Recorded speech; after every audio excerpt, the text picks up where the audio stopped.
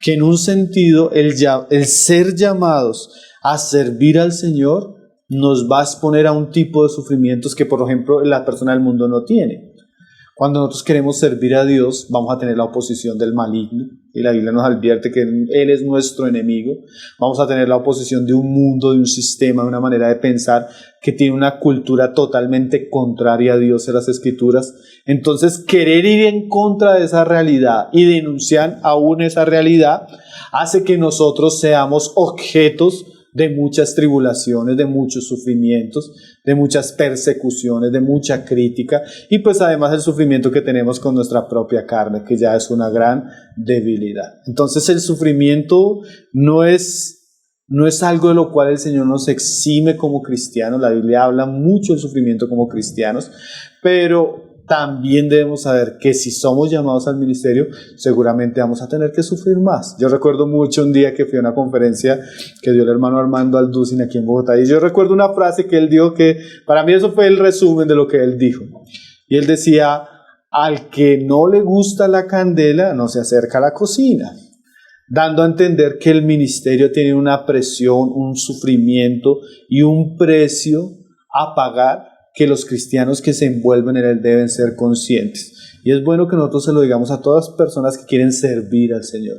El servir al Señor requiere un sufrimiento. Cristo sufrió, los apóstoles sufrieron, los cristianos fieles siempre han padecido persecución, como Pablo le decía a Timoteo. Y si nosotros nos involucramos en el ministerio, va a haber una medida de sufrimiento que vamos a tener que afrontar. Pablo le dijo a Timoteo: todo el que quiere vivir piadosamente padecerá persecución.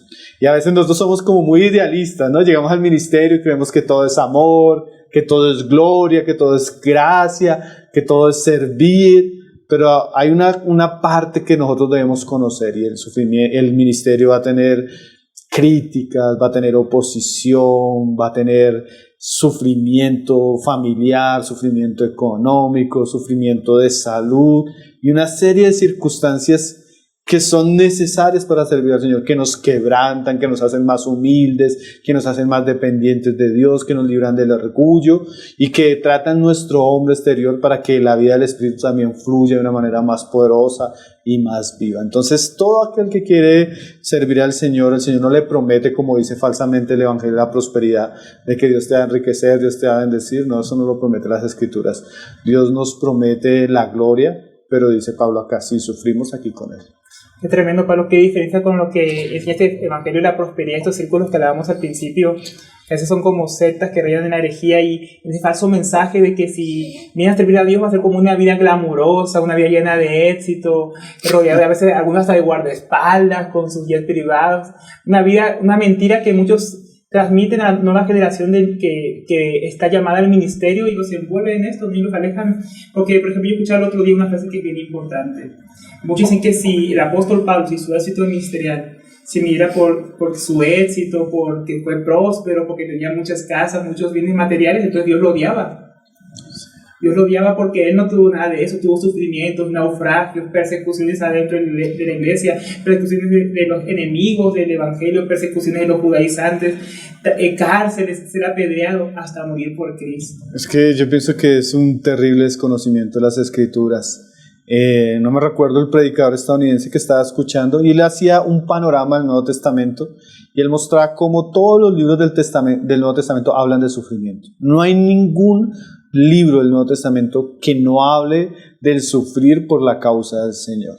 Tenemos cartas como 2 Corintios, donde Pablo habla expresamente de su ministerio y hace 3 listas largas, no solo diciendo que él sufrió, sino mostrándonos la clase de sufrimiento. Tenemos cartas como 1 de Pedro, que todos los teólogos y comentaristas de esa carta llegan a decir que fue una carta explícita para animar a todos los cristianos que estaban sufriendo y que iban a sufrir las grandes persecuciones del Imperio Romano. Entonces el sufrimiento es parte de la vida cristiana. Cristo sufrió antes de llegar a la gloria, él pasó por la cruz, y todos nosotros somos llamados en una u otra medida a ciertos grados de sufrimiento por la causa del Señor. El Señor nos llamó a un parque de diversiones, como dice Hernández Díaz López. La vida cristiana no es una vida de pétalos rojos, entonces debemos disponernos para sufrir y pagar el precio también cuando el Señor así lo disponga.